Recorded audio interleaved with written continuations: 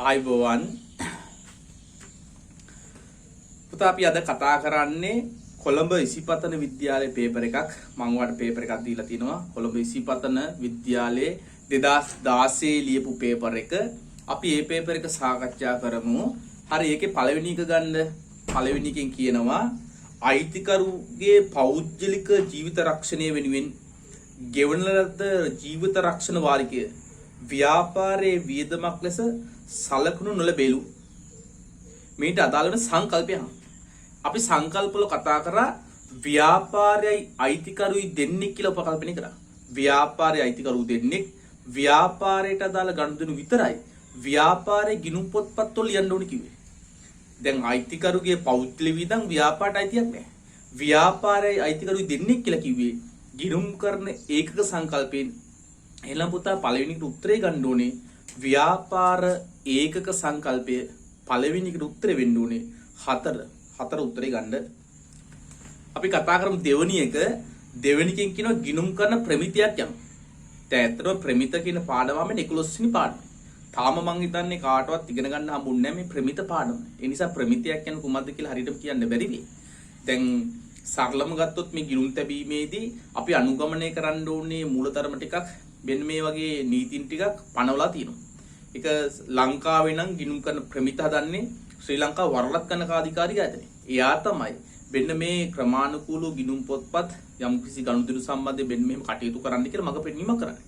ඒ නිසා මම ඒක වැඩිපුර කතා කරන්නේ නැහැ. හේතුව ඔයා තාම මේ පාඩම ඉගෙන නැතුව ඇති. මම ඒ නිසා මේකට උත්තරේ විතරක් කියන්නම් ඔයාට. 11 දෙවෙනියකට උත්තරේ 4 තමයි ගන්න ඕනේ. වෘත්තීය ගිණුම් කරන ආයතනය විසින් විවිධ ගිණුම් කරන පරිච්ඡේදයට අදාළව ඉදිරිපත් කර ඇති නිර්දේශයන් කියන උත්තරය තමයි එන්න ඕනේ. මම ඒක වැඩි විස්තර කරන්නේ නැත්තේ ඔයා තාම මේ පාඩම ඉගෙන නැතුව ඇති. හරි. දෙකට එහෙනම් 4 තමයි උත්තරේ එන්න ඕනේ. අපි කතා කරමු තුන්වෙනි එකේ කියනවා සුලක්ෂී තොග වෙළඳාම සමාගමෙන් රුවන් විසින් භාණ්ඩ බිලට ගන්නවලු ලේඛනයේ සඳහන් මිලෙන් 25ක වෙළඳ වට්ටමක් දෙනවා කියලා කියනවා. එතකොට මේ ලක්ෂ 8ක භාණ්ඩ තමයි මෙයා ගන්නෙ. ලක්ෂ 8ක භාණ්ඩ ගන්නෙ. ලක්ෂ 8ක භාණ්ඩ ගන්නවා. අන්න එකෙන් 25ක වෙළඳ වට්ටමක් දෙනවලු. 25ක වෙළඳ වට්ටමක් දෙනවා. ඒ කියන්නේ ලක්ෂ 2ක මිල අඩු කිරීමක් කරනවා. වෙළඳ වට්ටමක් දෙනවා. එහෙනම් මෙයාගේ ගෙවන්න ඕනේ වටිනාකම ලක්ෂ 6යි. ගැනුම් ජෙල්ලේ සටහන් කරන්න ඕනේ වටිනාකම ලක්ෂ 6යි. ලක්ෂ 8ට 125ක් දෙනවලු වෙළඳ වට්ටම්. ඒ කියන්නේ ලක්ෂ 2ක් දෙනවා. ලක්ෂ 8ෙන් ලක්ෂ 2ක් ගෙවන්න අවශ්‍යතාවයක් නැහැ.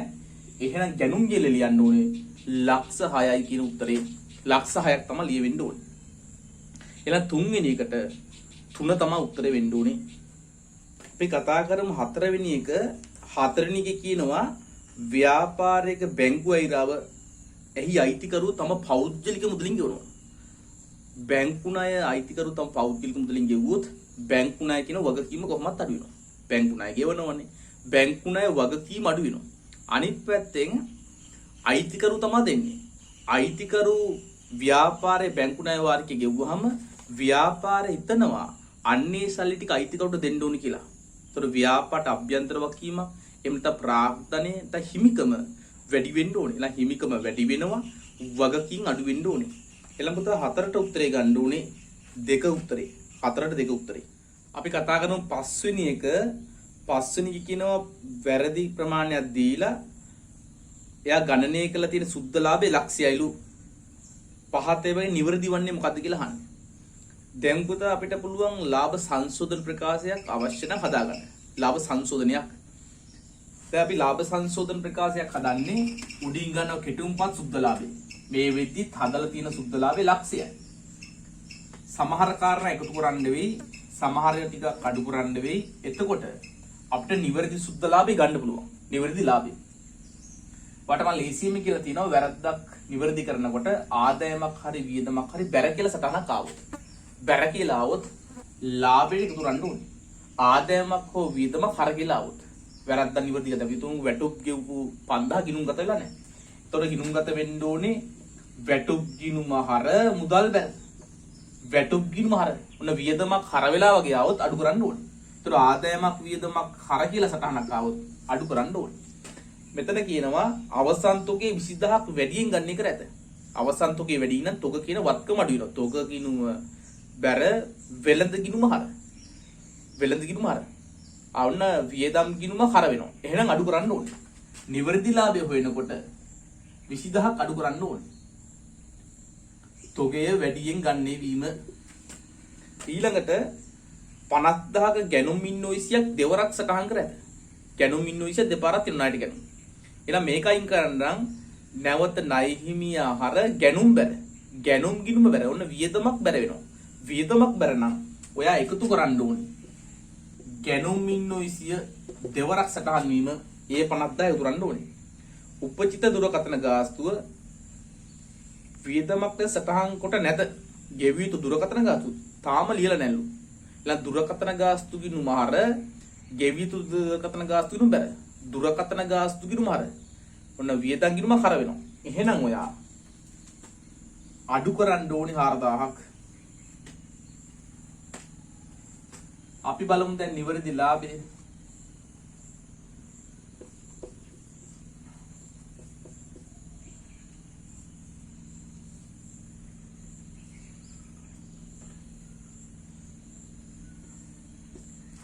නිවැරදි ලාභය වෙන්න නම් ඕනේ 1,26,000. හරි දැන් බලමු මෙතන මොනවද කියන්නේ කියලා. සුද්ධ ලාභය 6,000කින් අඩුය. කලින් තිබෙ ලක්ෂයයි. දැන් තියෙන්නේ 1,26,000. නෑ 26,000කින් වැඩි වෙලා. ආයෙත් තුන්වෙනි එක තමයි උත්තරේ එන්න ඕනේ. සුද්ධ ලාභය 26,000කින් වැඩිපුර දැක්විය යුතුය. පස්වෙනි එකට 3 උත්තරේ.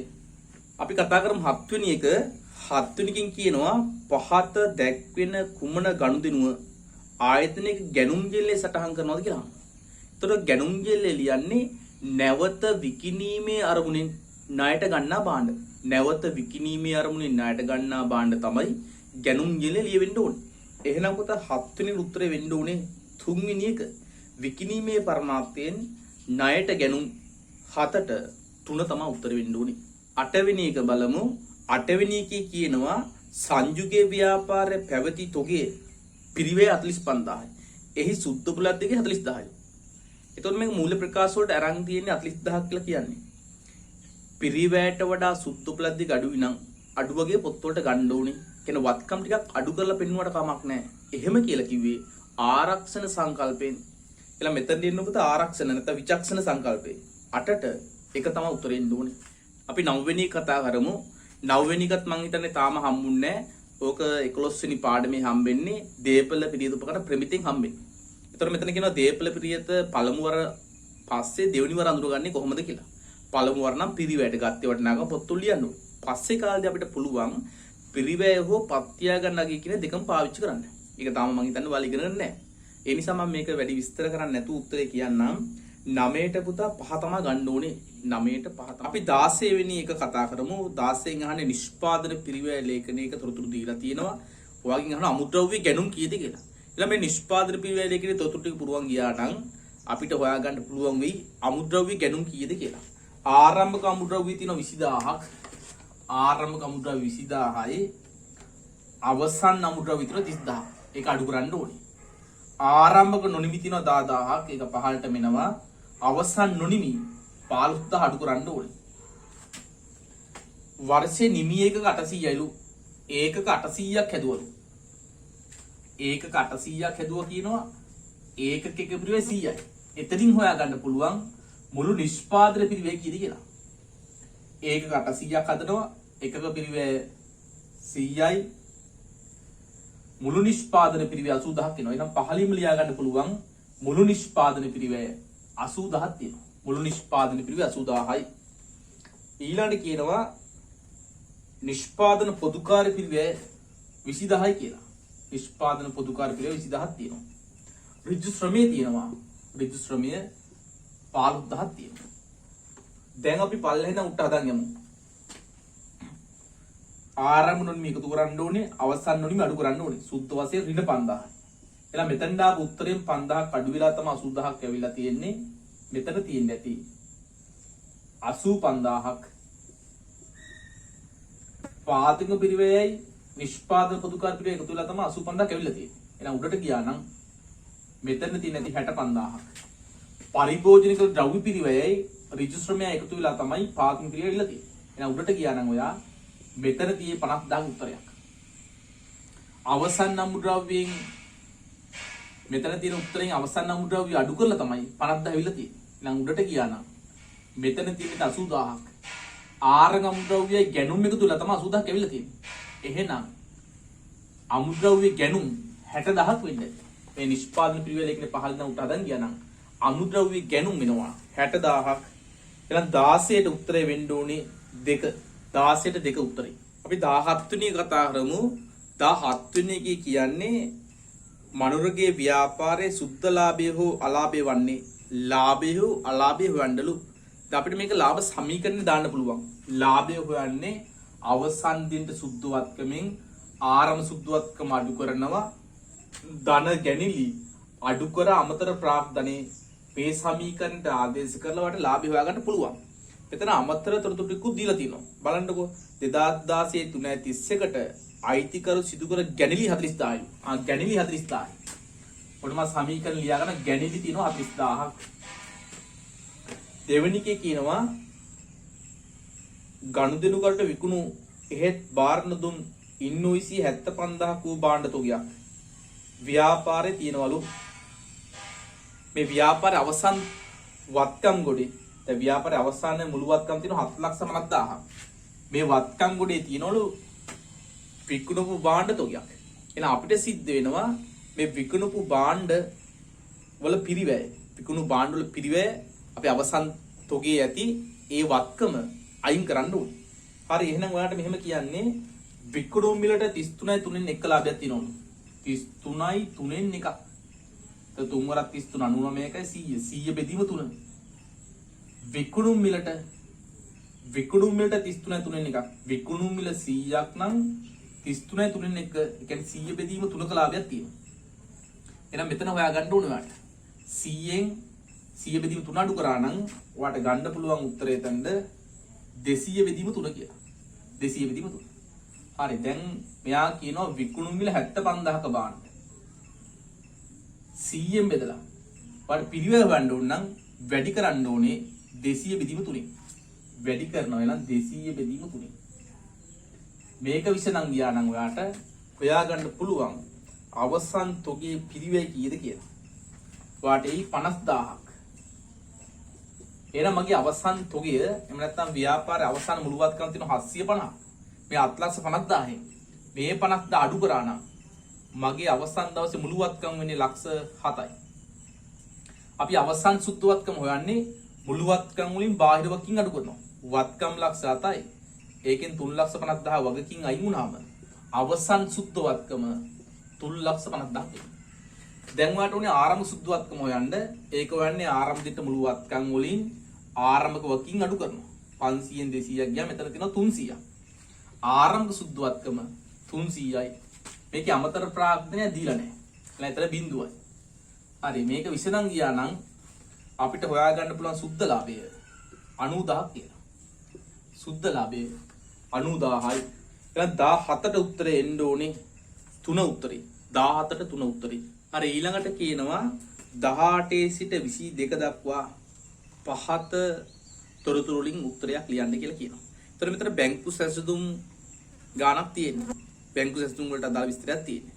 එතන අපි කියනවා 20 වෙනි කිනුත් කියනවා බැංකු විස්තරය ලැබීමට පෙර බැංකු ප්‍රකාශය ලැබීමට පෙර අපේ හර ශේෂය තියෙනවා 30000ක්.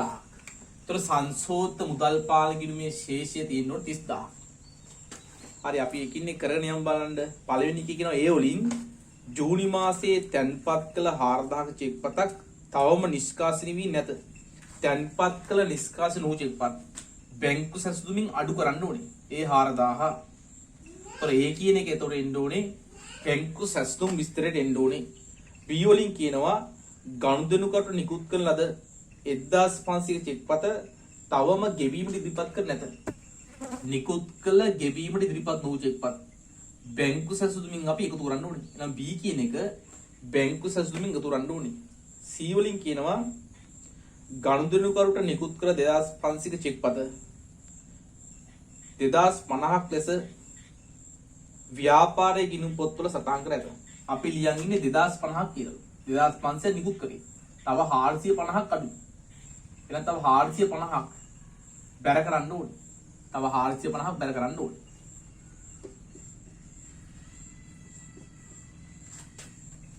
ඊළඟට කියනවා බැංකුව විසින් ලාභාංශ 5000 එකතු කරාලු ඒවා සටහන් කළා නැලු.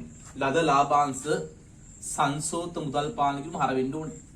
ලද ලාභාංශ සංසෝත මුදල් පාලන කිරීම හර කරන්න ඕනේ. දැන් D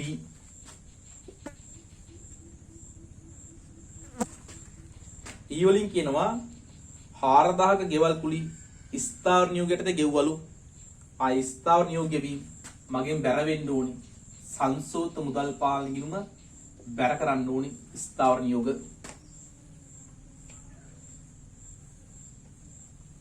3500 චෙක් පතක් ගෙව්වලු බැංකුව විසින් ඒ 5300 ලෙස සටහන් කර ඇත. බැංකුව කරපු වැරද්දක්. බැංකුව කරපු වැරදි අපි හදන්නේ බැංකු සැසඳුමින් එයා 3500 වෙනකොට 5300ක්ම ගිණුම් අඩු කළා. එහෙනම් මට වඩා බැංකුවේ උත්තරේ 1800ක් අඩුයි. මම හොයන් යන්නේ බැංකු ප්‍රකාශයට අනුව ශේෂය. එහෙනම් මට වඩා එහි උත්තරේ 1800ක් අඩුයි. එහෙනම් මගේ බැංකු සැසඳුමින් 1800 අඩු කරන්න ඕනේ.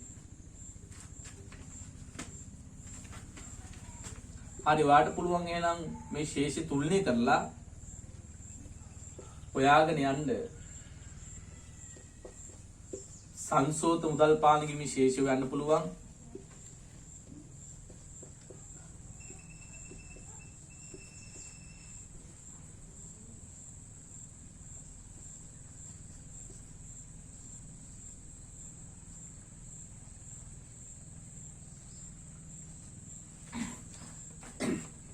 බැංකු ප්‍රකාශයට අනුව ශේෂය ආවා 26250. අපි බලමු උත්තර ටික. 18න් අහන්නේ බැංකු ගිණුම නිවැරදි කිරීමට එතකොට අලුත් සිලබස් එකේ තියෙන ව්‍යාපාරයේ සංසෝධ මුදල් පාලන ගිණුමට අදාළ වෙන කරුණු ඇතුළත් විතර. එතකොට C තියෙන්න ඕනේ, D තියෙන්න ඕනේ, ස්ථාවර නියෝග E. එනමත 18ට 2 තමයි උත්තරේ. 18 2. 19 බැංකු සැසඳුම් විස්තරය පිළියෙල කරන්න තෝරගන්නේ B එන්න ඕනේ, A එන්න ඕනේ, F එන්න ඕනේ. එහෙනම් 19ට 2 උත්තරේ. 19ට 2. 20 වෙනි එක අපෙන් ගන්නේ නිවැරදි ශේෂය, නිවැරදි සංසෝත ලාභයේ නැත්නම් සංසෝත මුදල් පාලනයේ ශේෂය කියලා අහන්නේ. 30550ක් ආවේ. එලා 20ට 1. 21 බැංකු ගිණුම් විස්තරයේ පෙන්눔 කරන ශේෂය බැංකු ප්‍රකාශන අනුව ශේෂය එනවා 26250ක්. එලා 21ට උත්තරේ 2 එන්න ඕනේ. 21ට 2 උත්තරේ. 22කින් අහන්නේ මූල තත්ත්ව ප්‍රකාශයේ පෙන්눔 කළ යුතු වටිනාකම.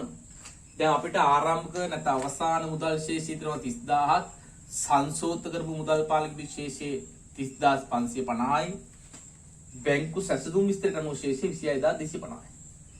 අපි මූල තත්ත්ව ප්‍රකාශයේ පෙන්වන්න ඕනේ සංශෝධිත මුදල් පාලකීමේ ශේෂය. එලා 30550. එහෙනම් 22ට උත්තරේ ගන්න ඕනේ 4 වෙනි එක. 22ට 4 උත්තරේ. අපි 23 වෙනි කතා කරමු. 23 තියෙන හවුල් ව්‍යාපාර සම්බන්ධයෙන් ගානක්. මෙතන කියනවා තරිඳු හා මලිදු හවුල් ව්‍යාපාර පවත්වාගෙන යනවලු ජනවාරි මාසයට අදාළ තොරතුරු දීලා තියෙනවා. ඒතර මාසයක තොරතුරු තමයි දීලා තියෙන්නේ. ඒතර අපි මේක හදන්න ඕනේ මාසයකට. මෙතන කියනවා අපි අහන්නේ ජංගම මිනුම් වල ශේෂ. ඒ කියන්නේ අපි ජංගම මිනුම් හදාගත්තා නම් හරි. ජංගම මිනුම් වල ආරම්භක ශේෂ තරිඳුරු තියෙනවා 30000ක ශේෂයක්. 30000ක බැර ශේෂයක් තියෙනවා. මලිදුරු තියෙන හර ශේෂයක් 15000. 15000 හර ශේෂයක් තියෙනවා. ඊළඟට කියනවා වාර්ෂික ප්‍රාග්ධන පොලි 12යි. වර්ෂයටම 12යි. like මාසයට ගත්තොත් ඔයාට ඔක 12න් එකක්. කියන්නේ 100ට එකක්. ප්‍රාග්ධන ශේෂය තියෙනවා තරිඳුර ලක්ෂ 3ක්. ලක්ෂ 3ක් 112ක් නේ. 12න් එකක්. එක මාසෙට බලන්න ඕනේ. අනිත් කෙනාට ප්‍රාක්තන පොලි බලන්න ඕනේ. එයාගේ ප්‍රාක්තේ ලක්ෂ 4යි 112ක් 12න් එකක්. ප්‍රාක්තන පොලි එනවා තරිඳුට 3000ක්. ප්‍රාක්තන පොලි සටහන් කරන්නේ අපි ලාභ විසර්ජනයේ හර ප්‍රාක්තන පොලි ලාභ විසර්ජනයේ හර ජංගම ගිණුම් බැර ප්‍රාක්තන පොලි. අනිත් කෙනාට එනවා 4000ක්. මලින්දුට ප්‍රාක්තන පොලිය ලාභ විසර්ජනයේ හර ජංගම ගිණුම් බැර වෙන්න ඕනේ 3000යි 4000ක්. ඊළඟට කියනවා මාසික වැටුප් 10000යිලු අපි හදන්නේ මාසෙකනේ. එලා හවුල් වේතන ලාභ විසර්ජනයේ හර ජංගම ගිණුම් බැර. හවුල් වේතන ලාභ විසර්ජනයේ හර ජංගම ගිණුම් බැර වෙන්න ඕනේ. ඊළඟට වාට කියලා තියෙනවා ජනවාරි මාසේ ගැනිලි ජංගම ගිණුම් හර වෙන්න ඕනේ. හිමිකම් අඩුවීම හර නිසා අපි ජංගම ගිණුම් හර කරනවා. හරි ලාභ අනුපාතයේ 3ට 2 වේ. 3ට 2 වේ. වර්ෂයේ ලාභය 1,20,000යි කියනවා. දැන් අපි එයාට බෙදන්න උනේ ලාභය හොයන් යමු. 1,20,000න් ප්‍රාක්තන පොලි ගියාම 1,13,000යි. අවුල් වේතන අයින් කරාම 93,000. 93,000 ලාභ කොටස් හැටියට බෙදලා දෙන්න ඕනේ. 3ට 2 අනුපාතයට 93,000න් 5න් 3ක් තරිඳුට 93,000න් 5න් 2ක් මලින්දුට එන්න ඕනේ.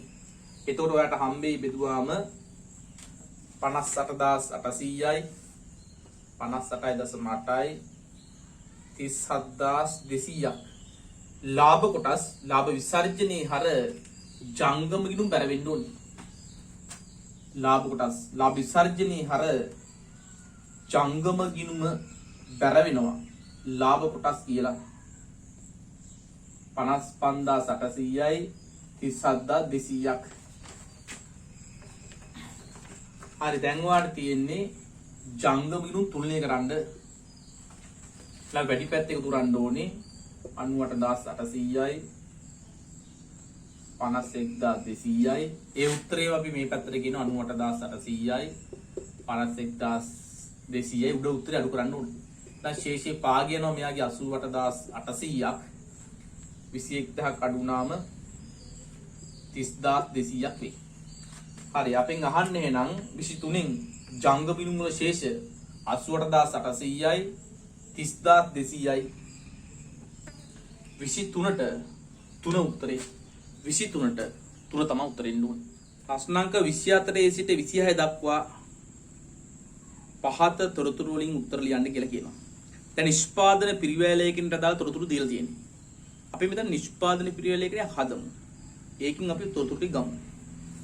ආරම්භක අමුද්‍රව්‍ය තොගය තියෙනවා 20000ක්. ආරම්භක අමුද්‍රව්‍ය 20000යි. ආරම්භක නොනිමි තොගය තියෙනවා 24000ක්. පාතික පිරිවැට දැන් ආරම්භක නොනිමි සහ අවසන් නොනිමි පහලින් තමයි ගලපන්න ඕනේ. ආරම්භ නොනිමි එකතු කරනවා අඩු කර අවසන් නොනිමි පහලින්. අලුත් සිලබස් එක හැටියට. මේක 2016 හදපු එකක් නේ. ඒතර පරණ සිලබස් එකේ හැටියට මේක පාතික පිරිවැට උඩින් ගලපන්න කියනවා. මම මේකට උත්තරයක් ගන්න ඕන නිසා පාතික පිරිවැට උඩින් ගලපනවා ආරම්භක නොනිමි 24ක්. නමුත් ඔයා අලුත් සිලබස් එකේ හැටියට නම් ආරම්භක නොනිමි පහලින් තමයි උතුරන්න ඕනේ. අමුද්‍රව්‍ය ගැනුම් තියෙනවා 60000ක්. අමුද්‍රව්‍ය ගැනුම් 60000යි. අවසන් නොනිමි 20000. අවසන් නොනිමි 20000 අඩු කරන්න ඕනේ. දැන් අපි අලුත් සිලබස් එකේ හැටියට පහලින් කරන්නේ අවසන් නොනිමි අඩු කරනවා. බලපෑමක් නැහැ. ওই වැඩේම තමයි කරන්නේ. මුළු නිෂ්පාදන පිරිවැට බලපෑමක් නැහැ. අපි ආරම්භ නොනිමි එකතු කොට අවසන් නොනිමි අඩු කරා. කොහෙන් කරත් එකම උත්තරේ එනවා. ඊළඟට කියන අවසන් නිමිතෝගය. අවසන් නිමිතෝගය යන්න ඕනේ වෙළඳ ගිණුමට. මෙතනට අදාළත්වයක් නැහැ. ඍජු නිෂ්පාදන වැටුප්. ඍජු වියදමක්. ඍජු නිෂ්පාදන වැටුප්. අමුද්‍රව්‍ය ගෙනීමේ කුලි. ගැනුම් වලට පහලින් එකතු කරන්න ඕනේ. අවසන් අමුද්‍රව්‍ය තොගය 18ට අඩු කරන්න ඕනේ. නිෂ්පාදන පොදුකාර පිරිවැය. නිෂ්පාදන පොදුකාර පිරිවැය තියෙනවා 52,400ක්. හරි 24න් කියන්නේ පාතික පිරිවැය හොයන්න කියලා. අපි පාතික පිරිවැය හොයමු. 63600යි. මේකට ඍජු වියදම් එකතු කරන්න 1,3600යි. අලුත් සිලබස් එකේ ඇඩියෙත් නම් පාතික පිරිවැය වෙන්නේ 1,3600යි. නමුත් පාතික පිරිවැය උඩින් තමයි අපි ආරම්භ වුන නිසා අවසන් වෙනම ගැලපුවේ. එහෙනම් ඒ හතරත් එකතු වුණාම 1,7600ක්. එහෙනම් මෙතන උත්තරේ ගන්න ඕනේ 24ට 4 උත්තරේ 1,7600යි. 25 වෙනි එකේ කියනවා නිෂ්පාදන පිරිවැය හොයන්නලු. එහෙනම් පාතික පිරිවැයට නිෂ්පාදන පොදුකාර පිරිවැය එකතු කරනවා. මුළු නිෂ්පාදන පිරිවැය එනවා 1,60,000ක්. 25ට එක උත්තරේ 25ට ඒක තමයි ගන්න ඕනේ. 26න් කියනවා විකුණුම් පිරිවැයට 33.3න් එක ලාභයක් සහිතලු භාණ්ඩ විකුණන්නේ. විකුණුම් වල අගය හොයන්න කියනවා. අපි භාණ්ඩ අලෙවි කරන්නේ පිරිවැයට ලාභයක් එකතු කරලා තමයි විකුණුම් මිල තීරණය කරන්නේ.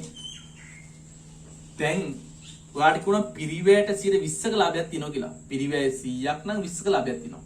එහෙනම් විකුණන්නේ 120ක. ඒතකොට දීලා තියෙන්නේ විකුණුම් පිරිවැයනේ. අපි පිරිවැය දන්නවා. එලා 1,60,000 100ෙන් බෙදලා ඔයා 120ෙන් වැඩි කරලා විකුණුම් මිල ගත්තා. නමුත් මෙතන එහෙම නෙමෙයි කියන්නේ. මෙතන කියන්නේ පිරිවැයට 33.3න් එක. එහෙනම් ඔයා මේක මේ විසම භාගයක් කරගත්තා නම් 33 වරක් 99 100 බෙදීම 3. එලම් පිරිවැයට 100 බෙදීම 3ක ලාභයක් තියෙනවා. 100 බෙදීම 3ක. එලම් මෙතන දෙන්න ඕනේ මේක සුළු කරලා ගත්තා නම් 400 බෙදීම 3ක් වෙයි. වාට මෙතන උඩාක දුකුණා කරේ වල ගත්තා නම් 3යි. ඊට තියෙනවා එකක් තියෙන්නේ කියන්නේ 3 වරක් 100 කියන්නේ 300යි 1යි 100යි. ඒතර 400 විදිහට තුනක් තමයි එන්නේ. හරි මේ සමීකරණය හදාගන්න ඕනේ. දැන් අපිට දීලා තියෙනවා විකුණුම් පිරිවැය. දැන් මේ නිෂ්පාදන පිරිවැය තියෙනවා 1,60,000යි.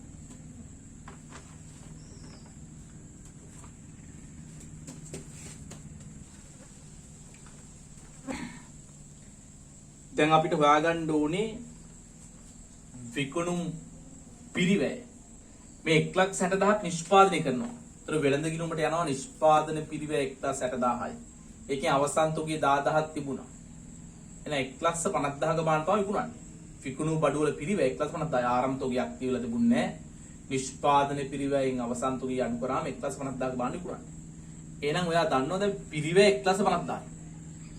1,50,000 100ෙන් බෙදලා ඒ වගේ 400 බෙදීම 3 ගුණයක් තමයි මේකේ විකුණුම් වටිනාකම වෙන්නේ. බඩ ලාභය හොයන්න ඕන නම් 1,50,000 100ෙන් බෙදලා වැඩි කරා නම් 100 බෙදීම 3ෙන් ලාභය ගන්න පුළුවන්. ඒතර මේක සුළු කරා නම් ඔයාලට උත්තරයක් එයි විකුණුම් මිල ලක්ෂ 2ක්. විකුණුම් මිල ලක්ෂ 2ක්. එහෙනම් පුතා ඔයාලට උත්තරේ ගන්න ඕනේ 26ට 2 තමයි උත්තරේ. 26ට 2 උත්තරේ. ප්‍රශ්නාංක 31 සිට 34 දක්වා පහත තොරතුරු උපයෝග කරගන්නලු.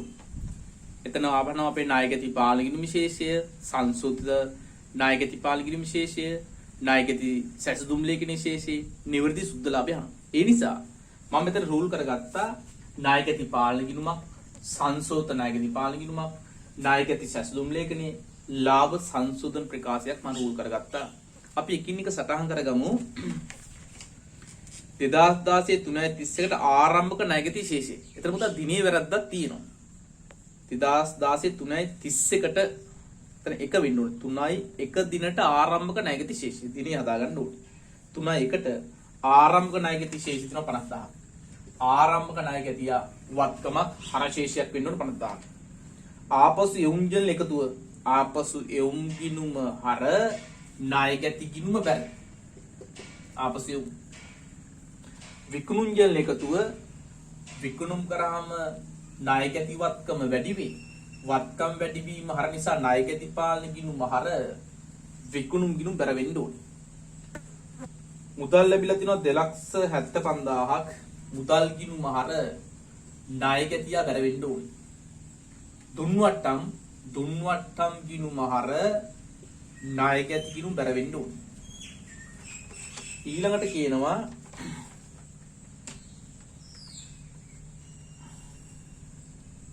පහත වැරදි සහ අඩුපාඩු සිද්ධ වෙලා තියෙනවලු. විකුණුම් ගෙල් එකතු කිරීමේදී 15000ක් වැඩියෙන් එකතු කර ඇත. ඒතර මේ විකුණුම් වල 15000ක් වැඩි. 450ක කොටේ 15ක් වැඩියෙන් තියෙනවා. අපි එහෙනම් නිවැරදි කරන්නම් විකුණුම් ගිණුම අයින් කරන්න විකුණුම් ගිණුම හර ණයගැති පාලිනුම බැර වෙන්න ඕනේ. නැත්නම් සංසෝත ණයගැති පාලිනුමට 15000ක් බැර කරන්න ඕනේ. වැඩියෙන් තියෙන ටික 15ක් අයින් කළා දැම්ම. මුදල් පොතේ ණයගැති ලැබීම් තීරුව 26000ක් වැඩියෙන් එකතු කොට ඇත. මෙතන 26000ක් වැඩි. එහෙනම් නැවත හර කරන්න ඕනේ. 26000ක් නැවත සංසෝත ණයගැති පාලිනුමට හර කරන්න ඕනේ. ණයගැති ලද 8000ක් මුදලක් ණයගැති ලෙජරේ දෙවරක් සටහන් කර ඇත. ණයගැති ලෙජරේ දෙවරක් ලියලා. එහෙනම් උපලෙජරේ වැරද්දා. તો ණයගැතියෙක් හිටියානම් අපිට රුපියල් ලක්ෂයක එයාගේ ලැබිච්ච එක දෙපාරක් ලියුවොත් එහෙම ණයගැතිය දෙපාරක් බැර කරොත් ණයගැතියක ශේෂය අඩු වෙනවා. මට වඩා එහෙ උත්තරේ 8000ක් අඩු වෙනවා. එතකොට මම හොයන් යන්නේ මේ සැසඳුමින් ණයගැති ශේෂ ලැයිස්තු උත්තරේ. මට වඩා එහෙ උත්තරේ 8000ක් අඩු වෙනවා. එහෙනම් ඔයා 8000ක් අඩු කරගන්න ඕනි. ඊළඟට කියනවා ණයගැතියන්ට එරෙහිව සිදු කරන ලද 4500ක බොල්නේ කපා හැරීමක් පොදු ලෙජරේ සටහන් කර ඇත කියලා තියෙන්නේ. ඇත නම් අවුලක් නැහැ. නමුත් විතර පුතා මම නැත කියලා හදාගත්තා. කපාහල බොල්ණය සටහන් කර නැත. එතන ඔයත් හදාගන්න. කපාහල බොල්ණය සටහන් කරලා නැත්නම් සංසෝත ණයගැති පාලනු බැර වෙන්න ඕනේ. ඔක බොල්ණය ගිණුම හර සංසෝත ණයගැති පාලනු බැර වෙන්න ඕනේ. හරි දැන් ඔයාලට හොයාගන්න පුළුවන් ණයගැති පාලනයේ ශේෂය කීයද කියලා. ණයගැති පාලනයේ ශේෂය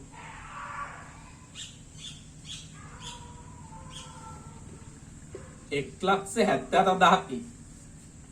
1,74,000. එහෙනම් 31කට උත්තරේ 1,74,000යි. දැන් අපි හොයමු සංසෝත ණයගැති පාලනයේ ශේෂය. එහෙනම් ණයගැති පාලනයේ ශේෂය අරන් එන්න සංසෝත ණයගැති පාලනීමට ඒ පැත්තේ එකතු වෙනවා ලක්ෂ 2ක්. ලක්ෂ 2කින් අඩු කරන්න ඕන 19,500ක්.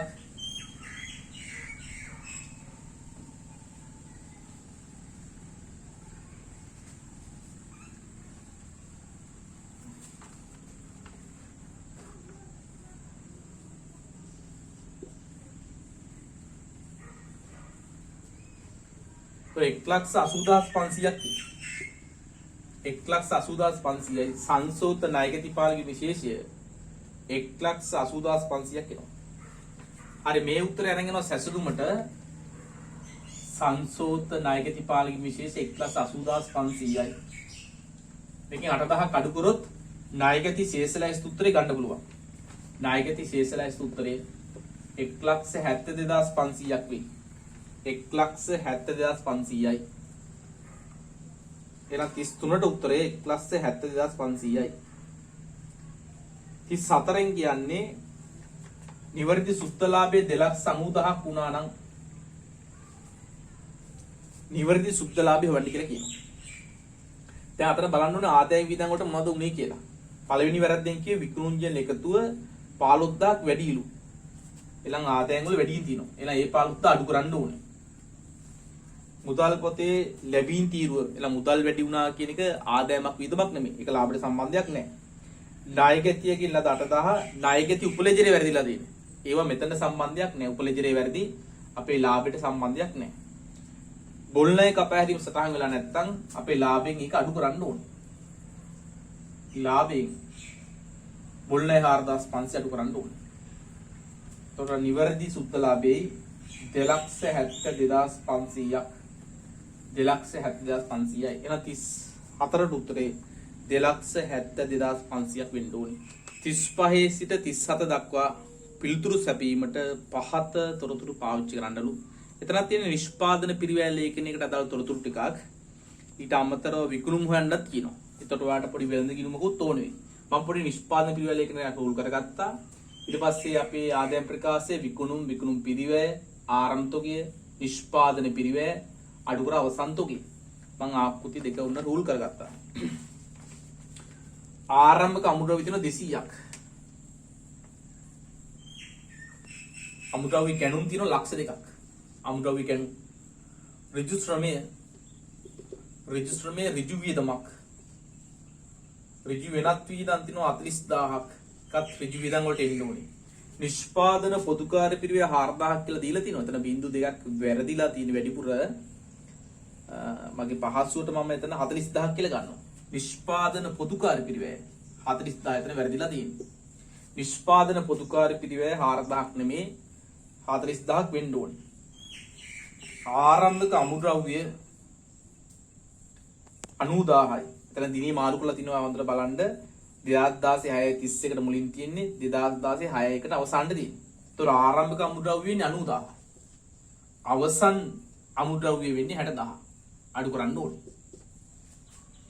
නොනිමි තොගය ආරම්භක නොනිමි 150යි. අවසන් නොනිමි 180ක් තියෙනවා. නිමි භාණ්ඩ ඒ කියන්නේ වෙළඳ ගිණුමට ආරම්භක නිමි තියෙනවා 200ක්. අවසන් නිමි භාණ්ඩ තියෙනවා 160ක්. හරි අපි හොයාගෙන යමු නිෂ්පාදන පිරිවැය.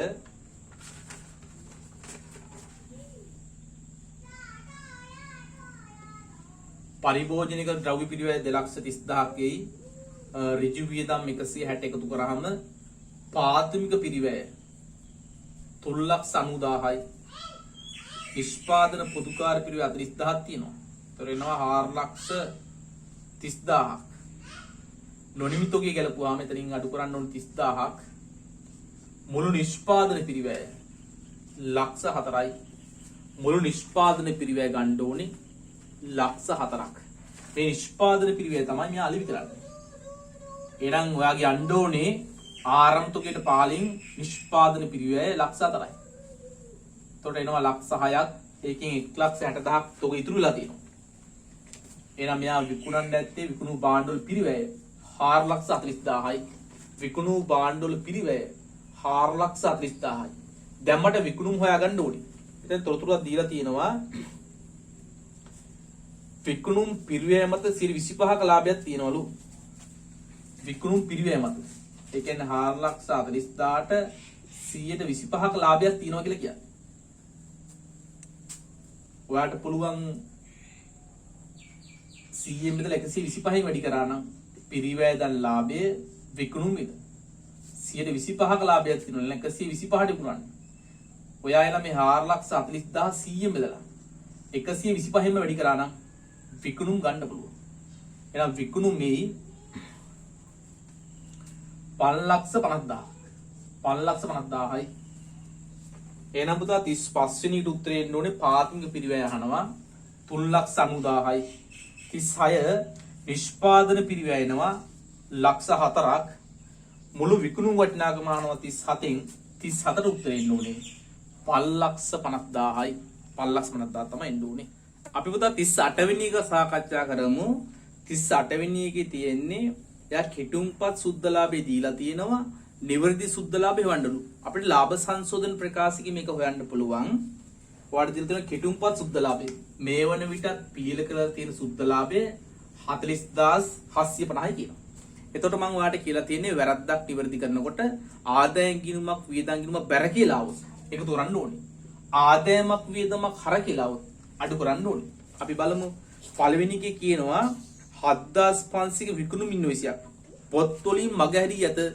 මේක නිවර්දි කරනවා නම් කරන්නේ ණයගැති පාලන ගිණුම හර විකුණුම් බැර. විකුණුම් ගිණුම් බැර. ආදායමක් බැර කරනවා. එහෙනම් ඔයා මේ 7500 එක තෝරන්න ඕනේ. විකුණුම් ගිණුම බැර.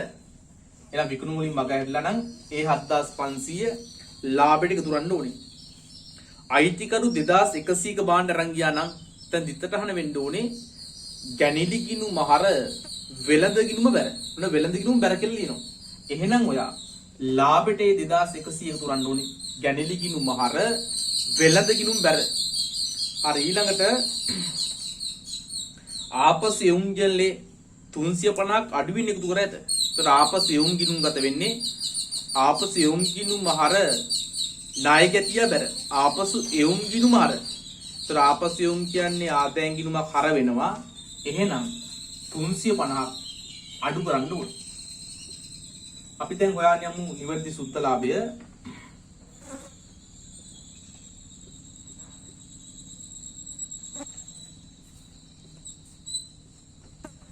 එන පුතා නිවැරදි සුද්ධ ලාභය වෙන්න ඕනේ 50000ක්. අපි 39 වෙනි කතා කරමු.